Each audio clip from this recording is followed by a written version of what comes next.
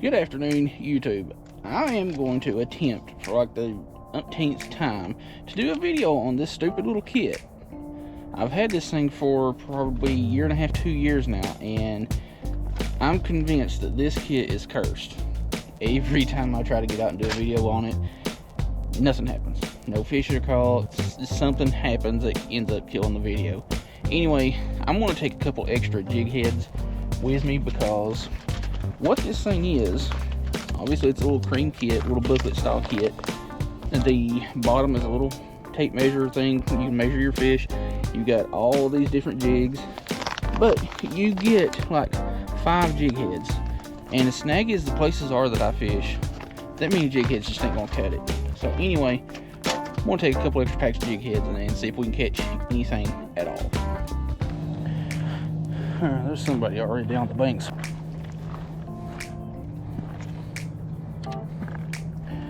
The first thing we're going to throw on that little, or from that little kit, is just a little, probably 32nd ounce jig head with a Bobby Garland style bait, black body, chartreuse tail.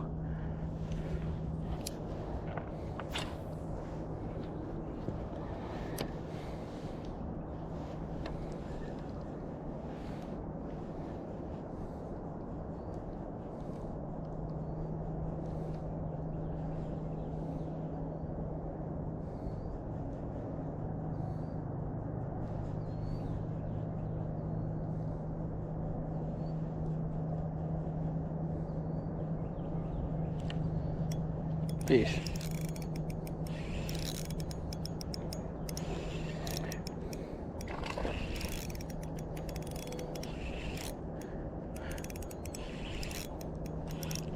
Decent little largemouth.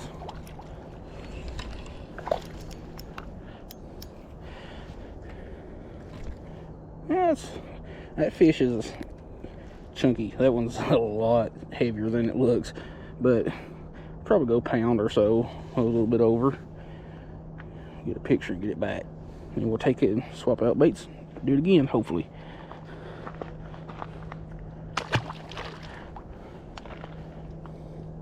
Again, that was on the little chartreuse tail, Bobby Garland-esque kind of bait. All right, the next thing is pretty much the same thing. It's just more of a shad color. It's kind of a silver belly black back with some blue and silver flake in there.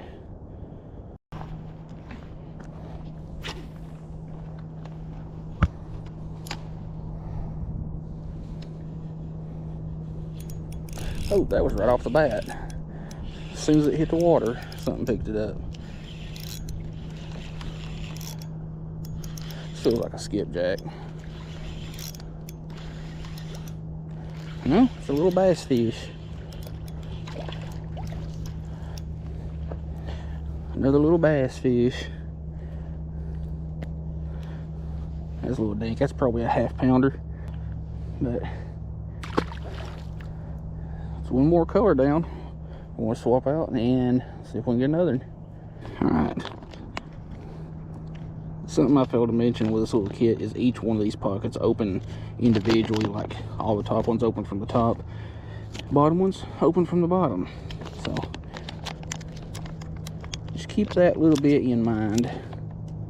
I'm also trying to be a little bit quiet because there's a couple other people down the bank, but we're going to put a little frog style bait on. See if that does any good. Honestly, don't see it, but then again, who knows? You know, everything's starting to spawn and come back to life after winter was over. Let's see if we can catch anything on a yellow frog.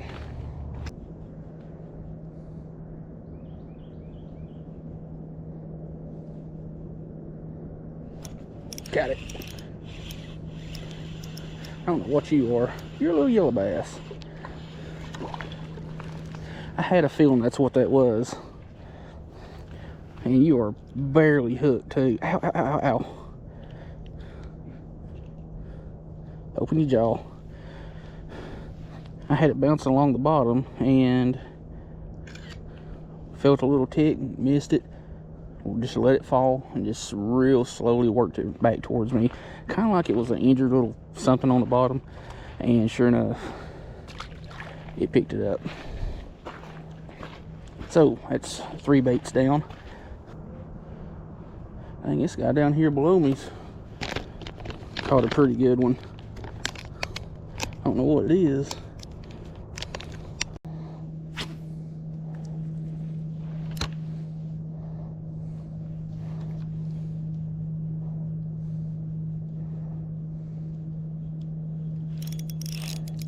Finally, it's been probably 45 minutes or so since we caught some, but it's another speed shy little white bass. I kind of figured they were in here because there's been shad getting busted and chased all over this slough, especially back there in that corner where they're kind of stuck. Pretty little fish. And since everything besides the Bobby Garland style baits and the little frog style ones aren't really getting hit, I'm not going to use any more of the tubes. I'm going to go back to the Bobby Garland style ones, because those obviously are more of a shad profile. So I want us to go back to what I have more confidence in.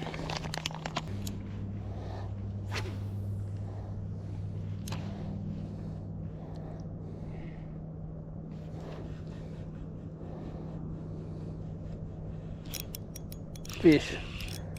Finally.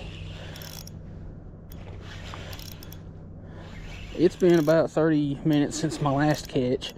I ended up swapping to a 1/8 ounce head just to get across the creek a little bit farther, because I'm sure everything within 50 feet or so has seen the same bait 100 times over.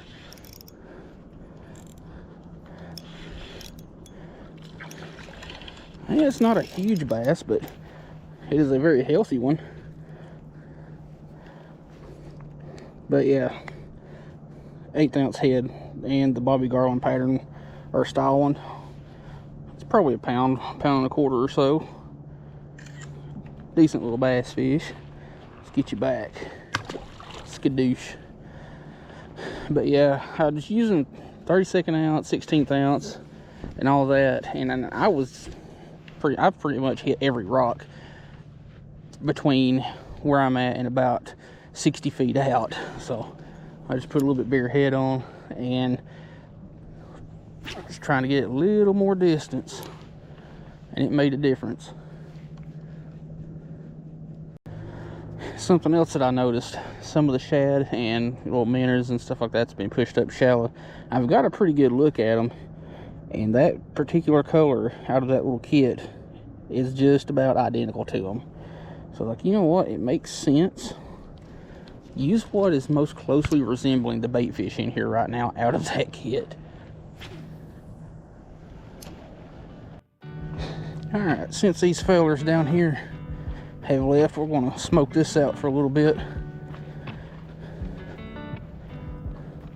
because they were mostly using like a float and fly kind of technique, where I'm basically hover strolling and kind of working this little bait as kind of a Ned rig-ish kind of thing. So hopefully there'll be something down here interested in a different technique, because this bend in the creek right here looks really, really good. Definitely going to be keeping an eye on this when the water comes up, so I can do some catfishing from right here, because this definitely gets pretty deep right here.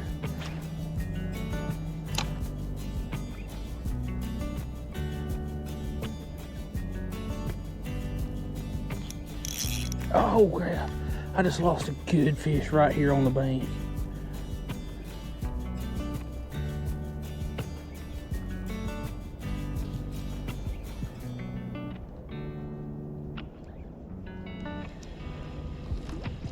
I need to be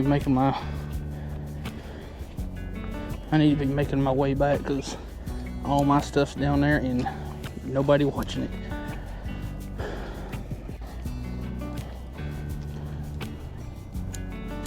There's a scale. There's a carp scale. That was a carp that I snagged into down there.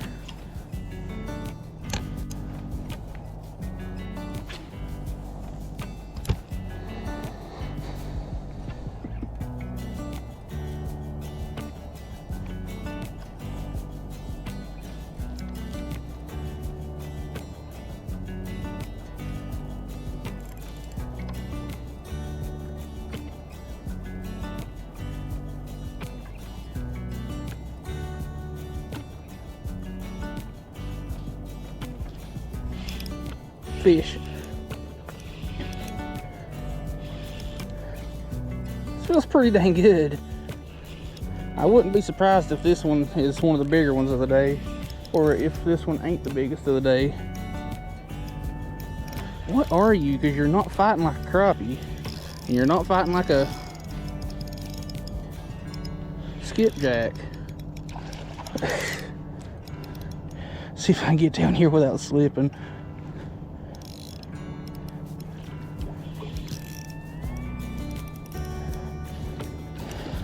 It is definitely the biggest of the day.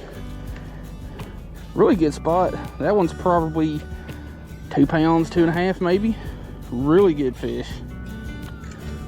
That right there is fun on light gear, because that is not a monster by any means, but on lighter gear like crappie gear, ultralights, light power rods, that is fun.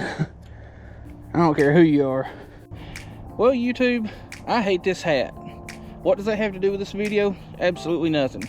Besides, it's not as comfortable as the hat that I've been wearing. Hey, I am so glad to finally get this video done after 1.5 2 years, however long it's been. Too long. I've done a couple of videos, or tried, and there just wasn't enough to put into a video, but anyway, we'll go over this thing again real quick. This is the Cream Lure Book Kit. Everything you need to catch crappie inside our top selling crappie lures. Not sure about that. Plus tips and tricks from the pros. When you see that kind of stuff, you can't help but wonder, who are these pros? Because you never hear anybody talking about cream baits other than average Joes like us. But anyway, we'll go over what's in here again real quick and close this video out. Like I said, you got a little measuring thing here that goes out to 13 inches. You've got some frogs and multicolor. You got Bobby Garland style baits there, multicolor. Curltail grubs, multicolors. Tubes, multicolors. And a pack with like 6 jig heads in it, which, if you've seen any of my videos on kits, you know how much I hate the jig head to bait ratio in any kit. You'll get like 5 jig heads. They're usually all too small, too big, and not enough, but you get like 48,000 bodies. But it's a decent little kit, I ain't gonna lie. I'm saying that because I finally got this video over with. But you got all kinds of little information on here, and it's not an expensive kit. It's like $5.96, $6, something like that at Walmart, or anywhere that cream stuff is sold. Is it worth getting? I would say yes and no. No, because the amount of jig heads that you get in the kit, but yes, because it's small enough and compact enough that you could just put it in your hoodie pocket or your whatever, your jean pocket, something like that, if you don't want to carry a bunch of crap around. And it's, I mean, kind of handy having the little measuring tape on there in case you're curious about how long your fish are. But anyway, this video, or this outro, has gone on far too long. Anyway, hope you liked the video. We'll see you in the next one.